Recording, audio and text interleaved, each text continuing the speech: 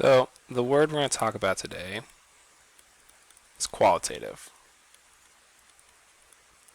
Qualitative means describing something or describing an object by its properties, or in other words, its qualities, right? Um, like you might say, Mr. McClure is very cool and funny and the best teacher you have.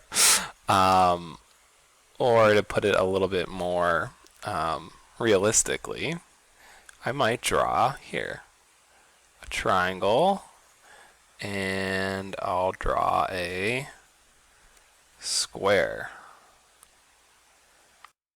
And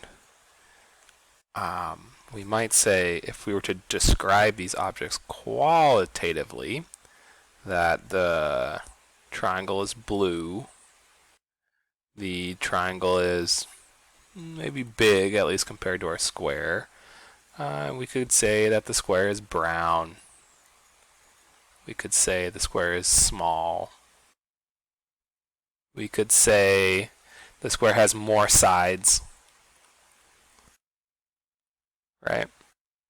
And the list goes on. All of these being qualities of the objects.